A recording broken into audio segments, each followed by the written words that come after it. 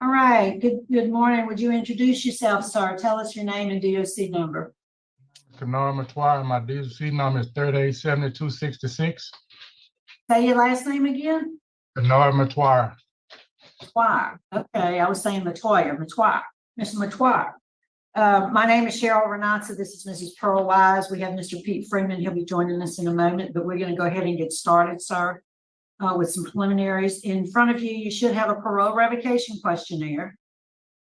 Yes, ma'am. Is that your signature at the bottom of that page, dated July 27, 2023? Yes, ma'am. So based on your answers to the questions on that questionnaire, it was determined you're not eligible for appointed counsel. So you ready to proceed this morning? Yes, ma'am. So I want you to know we have some guests that have joined us. Your mother, Ms. Lula Williams, and your ex-girlfriend, Mia O'Gwen, are both, she's here also, and both of those individuals would like to speak on your behalf, and we'll ask them to do so at the appropriate time. First, I'm going to read the allegation, and then you'll plead guilty or not guilty, and then we'll talk about it, okay? So, Mr. Matoir, you're accused of violating condition number 4 of your parole conditions. And it reads, you engaged in criminal conduct on or about July 24th, 2023, as evidenced by your arrest by the East Baton Rouge Sheriff's Office for domestic abuse battery. How do you plead to violating condition number 4? Plead guilty. I'm sorry, what did you say, sir? I plead guilty. Okay.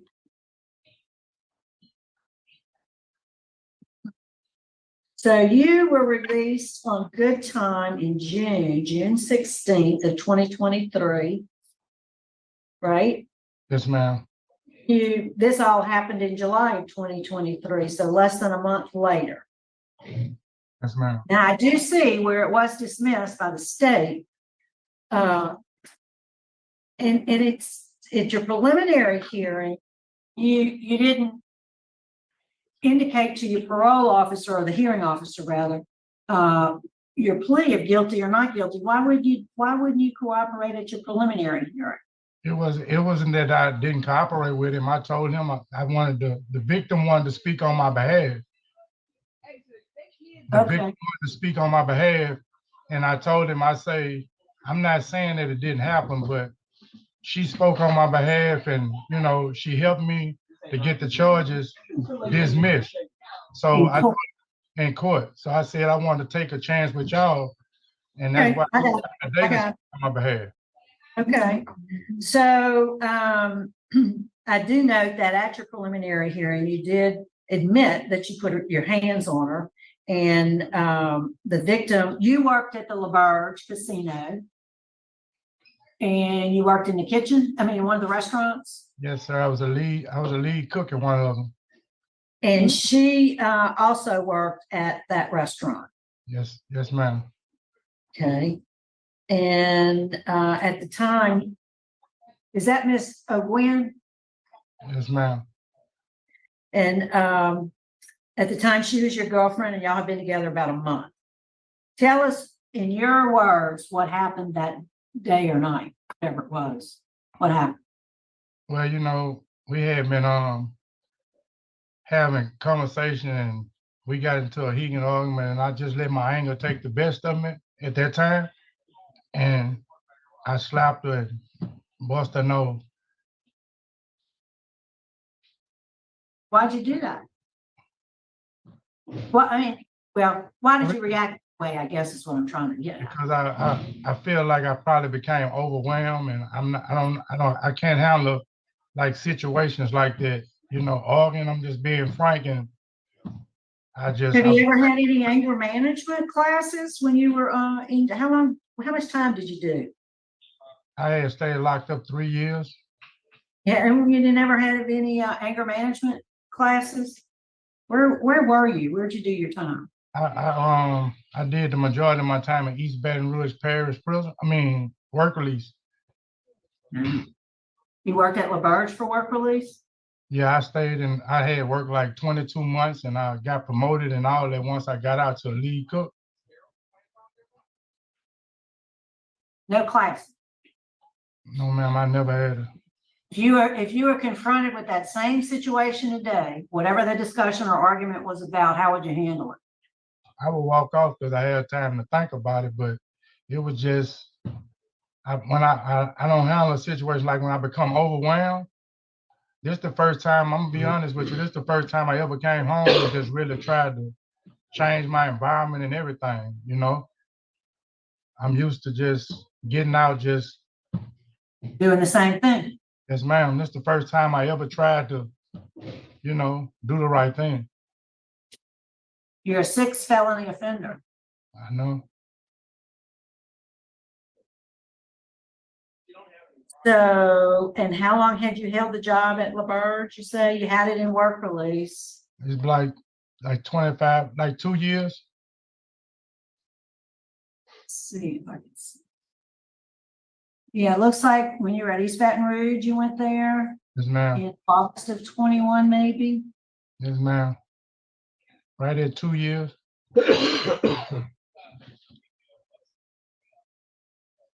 So if you, well, we're going to hear from your guests in a minute, but if you were successful today, you weren't revoked, and I don't know what I'm going to do with you because your record concerns me.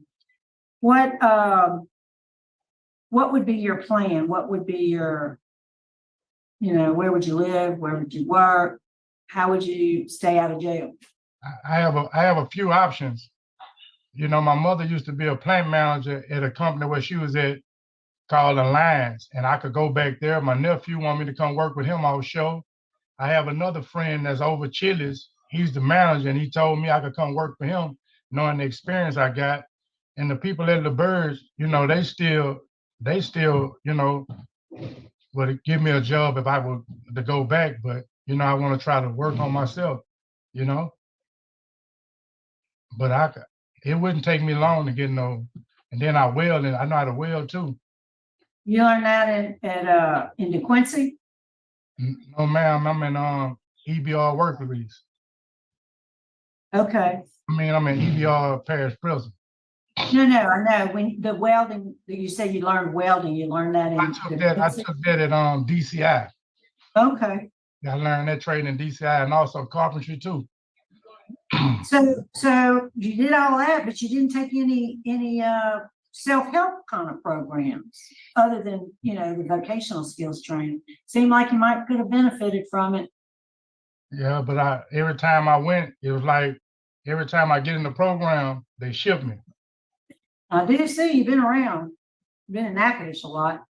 All right, let us hear any questions. No. Let us hear from your mother, Miss Lula. Could we hear from you, ma'am? Well, it looks like she was trying to join, but she's not here now. Is Mia on with us? Yeah, I see. Go ahead, Mia. We'd like to hear what you'd like us to know. My experience with Mr. Matoya was not all bad.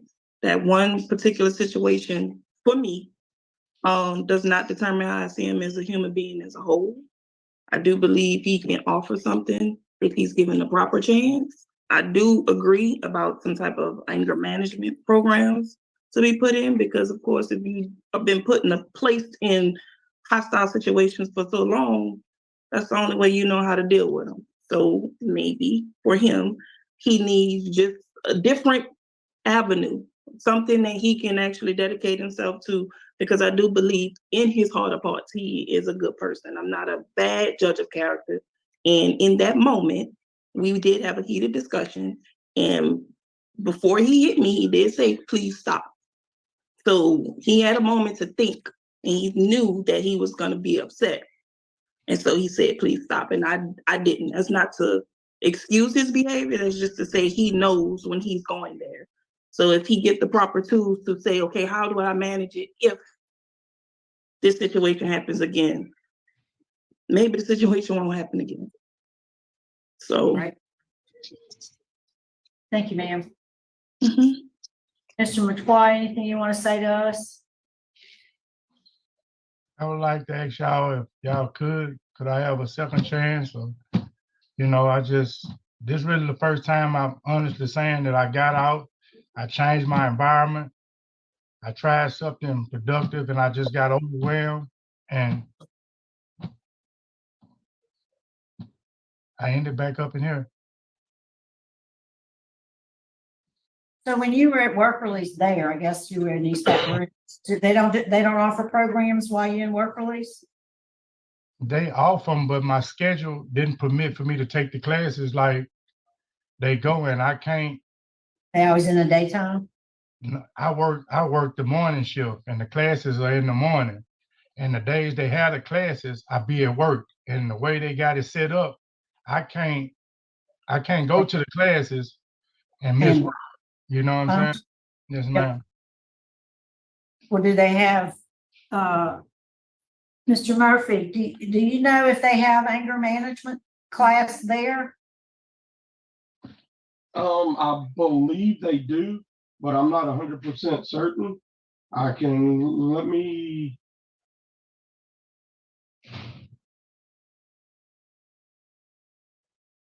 make a call right quick. Okay. They have them at the work release back there, but they don't have it here. Yeah. Well, Mr. McCoy, we've already decided that if you're in work release, I was gonna try to help you out and give you, ask that you do some more work release, but I want you to be, and at the same time, take the anger management course so you get that under your belt. So I know you get it, but you're saying if you're in work release, you can't necessarily have the opportunity to take the anger management, and I think that's critical for you. Work release has anger management classes, right? Do we? But I could get it set up to where, like, if I get a job, they can set it up to where I'll be off on them days.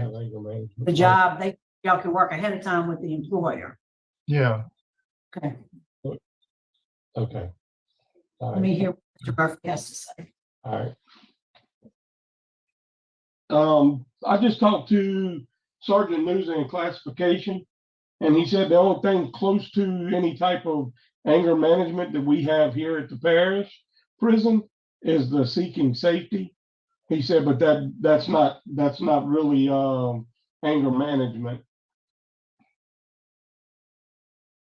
Okay. All right. But they do it work release. All right. Well, thank you for checking. I appreciate that. Mr. Toya, I would, based on the information that was provided by Ms. O'Gwen, and you were very honest with us with what happened. I have to admire that because we hear all kinds of excuses all the time. So I appreciate your honesty. I am going to I'm going to say, do not, in lieu of revocation rather, that you do 6 months in work release. And I'm going to try to see if my colleagues agree. We'll see how they vote. If that's the vote, we'll get you to a work release facility that has anger management. I think that's critical for you to have before you go back on the street. So that's my vote. In lieu of revocation, 6 months in work release, and at the same time complete an anger management course.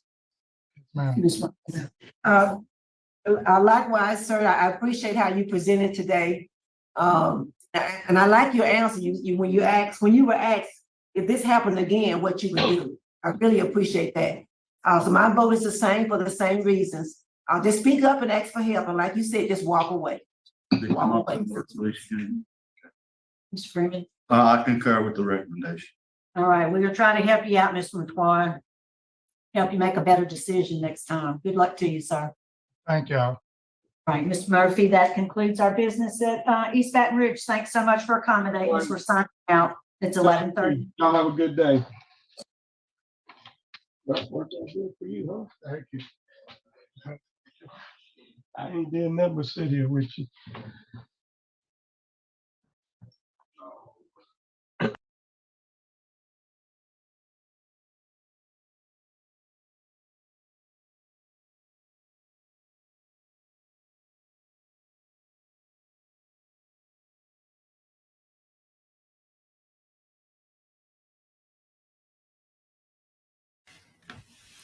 I found that hearing too to be refreshing. I mean, just refreshing in the sense that there were no excuses. How many revocation hearings have we seen where they just come in making up this whole wacky story? And he didn't do that.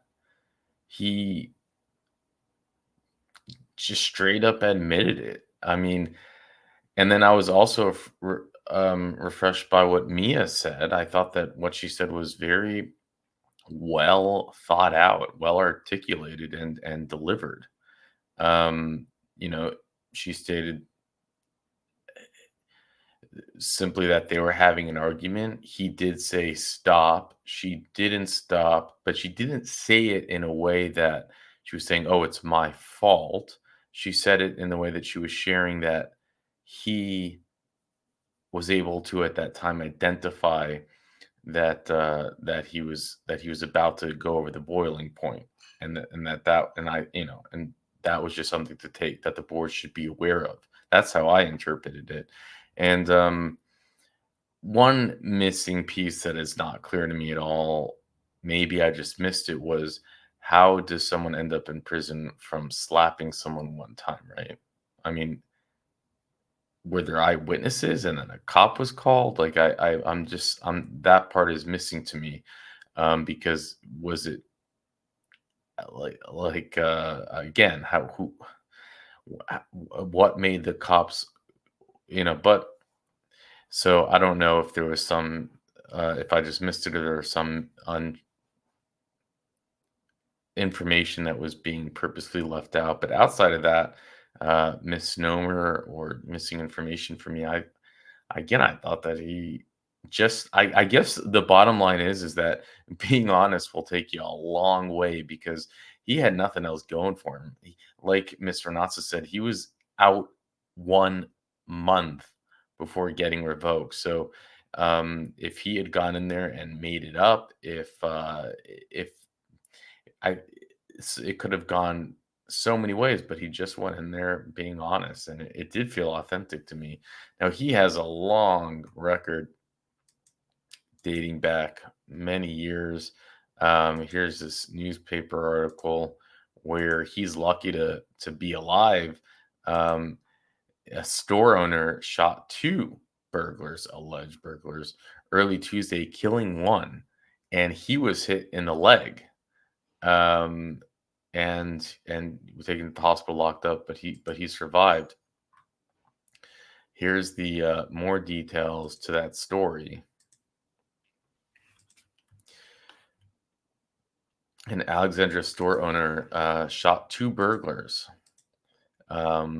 killing one of them early Tuesday when they entered the business through the ceiling. Burnell of Alexandria was fatally shot in a tobacco shop, and he was shot in the leg. The store owner has not been charged with the crime, which he shouldn't be.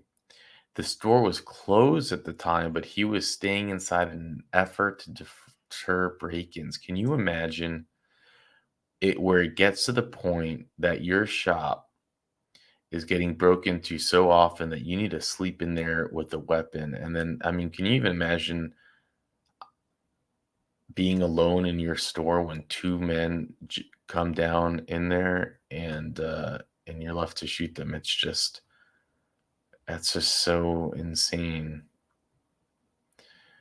And then I don't know how much time he got for this. I guess, it would really just be a break-in. I don't know how much. Let's see. Under justifiable homicide of the state criminal code, it describes the action to be lawful inside a dwelling, a place of business, or a motor vehicle. It's funny that that's what they're bringing up. The statute also says that the person committing the homicide reasonably believes that the use of deadly force would stop the intruder or make him or her leave.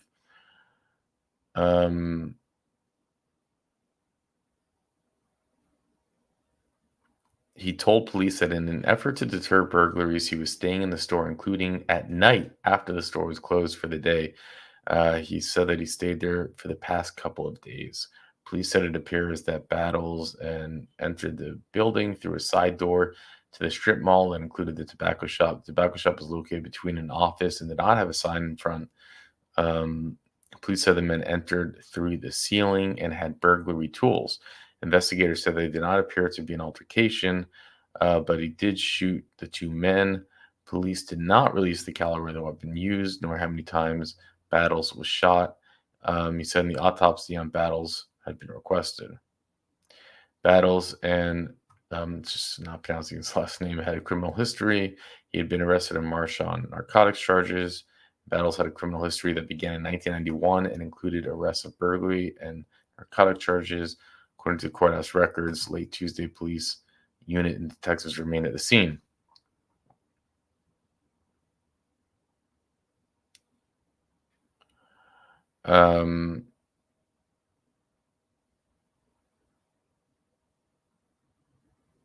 What are they bringing up here? This is interesting.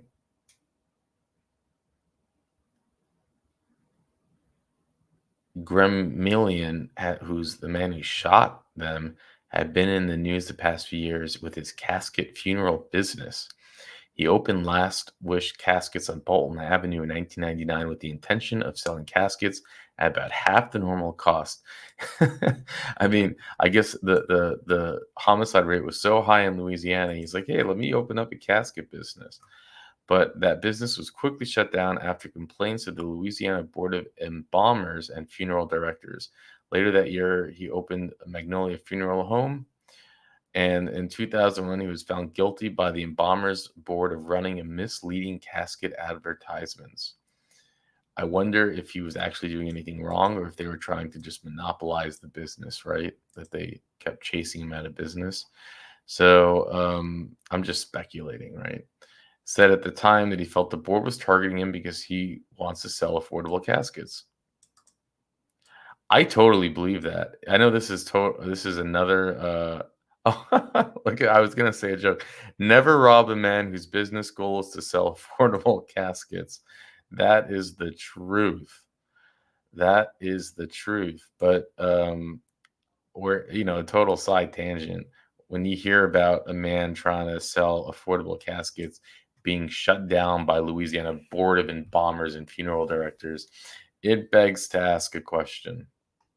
And then here was his first recorded crime that happened when he was, I think, was just 16 years old. In 1991, police officer were waiting in a parking lot of a convenience store for two other officers who had gone into the store. While talking with one another, Officer Johnson observed an Oldsmobile Cutlass vehicle traveling eastbound. That's when Oldsmobile made a nice car, right? In an excessive rate of speed. As the Cutlass approached the intersection of Bolton Street and Jackson Avenue, Officer McCool heard gunshots and observed a muzzle flash from the passenger side of the vehicle. The weapon was pointed directly at Kelvin Brown, who ran to the officers for assistance. Officer McCool and Johnson, joined by the two officers who had returned from the convenience store, pursued the vehicle at a high rate of speed. And radioed its description to nearby patrol units. Several other officers, including Officer Shannon and Officer Betty Fairbanks, were able to stop the Cutlass at the intersection, and the juvenile defendant, Kenard M, exited the vehicle from his passenger side. A .38 caliber revolver and 18 pieces of white substances, later identified as Pepsi Cola, were found under the passenger seat. The revolver contained 5 live rounds and 1 empty chamber. Now, it doesn't say in here what he was sentenced. It's just some arguments around him being a juvenile and the process. But I don't know. Again, I kind of like the guy. Just based off of the interview, it seemed authentic. It seemed genuine. He didn't make anything up. I didn't. He just said, yeah, he's got a problem. He's got an anger problem. And he seemed to be down to get, some type of help for it. So let's hope that we don't hear from him again. Move to the next hearing. Or with that, I'll let you go. I'm not sure.